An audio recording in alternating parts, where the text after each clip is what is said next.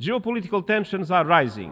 ভেনেজুয়েলায় যুক্তরাষ্ট্রের সামরিক পদক্ষেপ নিয়ে গভীর উদ্বেগ প্রকাশ করেছেন জাতিসংঘের মহাসচিব অ্যান্তোনিও গুতেরেস। তার মুখপাত্র এক বিবৃতিতে বলেন, এ ধরনের অভিযানের ফলে ভেনেজুয়েলায় অভ্যন্তরীণ পরিস্থিতি আরও জটিল হয়ে উঠতে পারে এবং এর প্রভাব গোটা অঞ্চল জুড়ে ছড়িয়ে পড়ার আশঙ্কা রয়েছে। তিনি সতর্ক করে বলেন, এই পদক্ষেপ আঞ্চলিক স্থিতিশীলতার জন্য গুরুতর ও দীর্ঘমেয়াদী উদ্বেগজনক প্রভাব ফেলতে পারে।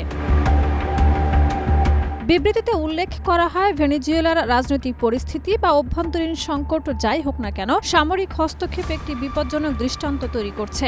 জাতিসংঘের মতে এ ধরনের পদক্ষেপ ভবিষ্যতে আন্তর্জাতিক সম্পর্ক ও সংকট ব্যবস্থাপনায় নেতিবাচক নজির হয়ে থাকতে পারে এবং আন্তর্জাতিক শান্তি ও নিরাপত্তা ব্যবস্থাকে দুর্বল করে দিতে পারে। জাতিসংঘ মহাসচিব সব পক্ষের প্রতি আন্তর্জাতিক আইন ও জাতিসংঘ সনদের প্রতি পূর্ণ শ্রদ্ধা প্রদর্শনের আহ্বান পুনর্ব্যক্ত করেন। তার বক্তব্যে বিশেষভাবে বলা হয়, আন্তর্জাতিক আইনের বিধিবিধান উপেক্ষা করা হলে তা শুধু সংশ্লিষ্ট দেশ নয়, বরং বৈশ্বিক শাসন ব্যবস্থার জন্য গভীর উদ্বেগের কারণ হয়ে দাঁড়ায়। এই প্রেক্ষাপটে তিনি যে কোনো একতরফা সামরিক পদক্ষেপ থেকে বিরত থাকার উপরও জোর দেন।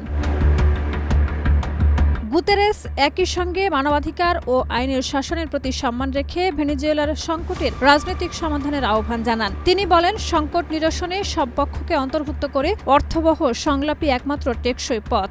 সহিংসতা বা শক্তি প্রদর্শনের মাধ্যমে এই সংকটের সমাধান সম্ভব নয় বলেও মন্তব্য করা হয়।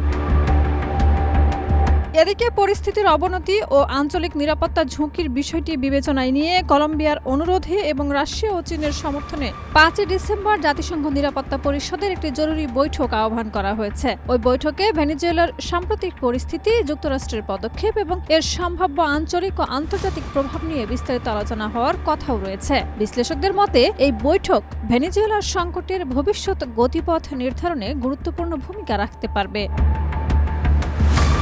শাহিদা রুবি, মাই টিভি।